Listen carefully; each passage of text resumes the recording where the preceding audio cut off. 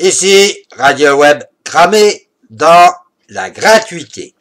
Ce qui est gratuit est toujours payant. Par contre, ce qui est payant est gratuit pour les autres.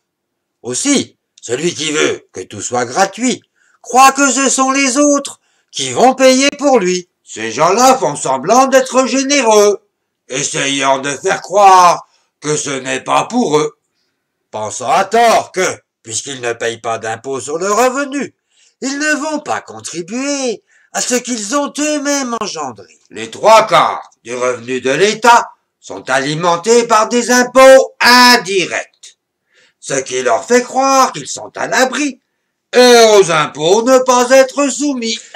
Ce n'est que parce qu'ils n'ont toujours pas compris ma première phrase qu'ils croient jouer les généreux en répétant ceci sans relâche. Aussi moi, je leur répète, ce qui est gratuit est toujours payant. Par contre, ce qui est payant est gratuit pour les autres. Aussi, ce n'est pas la peine de me casser les pieds avec votre solidarité, car moi je sais que tout ce qui est gratuit, je dois le payer. Les seuls à s'en sortir sont les promoteurs de cette idée, puisque c'est grâce à ceci que pour eux, vous allez voter. Et ce sont toujours les mêmes qui refusent de croire que dans certains pays, les travailleurs peuvent gagner 2 fois plus qu'ici. Par contre, s'ils veulent améliorer leur ordinaire, c'est toujours un petit travail au noir qu'ils préfèrent, car d'après eux, ce n'est pas de leur faute si nos prélèvements sont si extraordinaires. Si vous leur dites que la France bat des records d'impôts, ils s'imaginent que ce n'est que pour les riches, mais pas pour eux. Certains s'imaginent même que la France est un paradis, que la santé y est gratuite, que les écoles tombent du ciel, que les transports devraient faire de même, et que dans ce cas bien précis, même une religion qui nous envahit y croit aussi. Mais oui, le Père Noël existe, même pour les clandestins ébahis. Mais, disent-ils, pourquoi ne vient-il pas dans notre pays? Eh ben, on va rester ici. Et le Père François, Noël, se pavane avec ses reines, son gouvernement. Son traîneau composé d'énormes limousines entourées de petits lapins clignotants et klaxonnant poète, sa haute tenue comme les tables de la loi.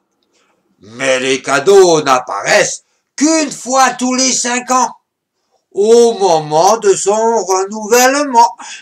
Ensuite, 4 années avec le père Fouettard, c'est long.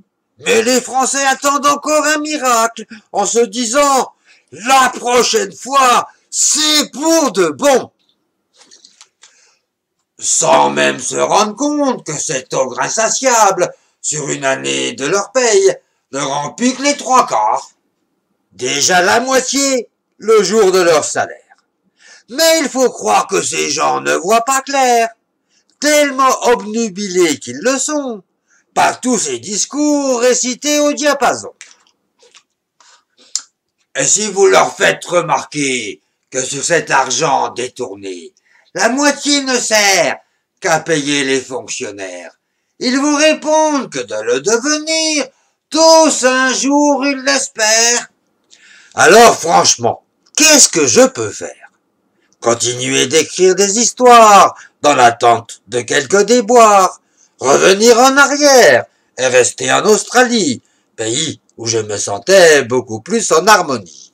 Ou encore d'espérer, dans une prochaine vie, vivre parmi un peuple dont la seule envie est de ce petit mot, le faire survivre. La liberté, écrite encore au fronton de nos mairies, définie, mise en forme et divulguée dans le monde entier par nos philosophes libéraux du XVIIIe siècle. Est aujourd'hui si méprisée, remplacée par cette fausse gratuité, combattue par cet égalitarisme que je n'ai jamais pu supporter.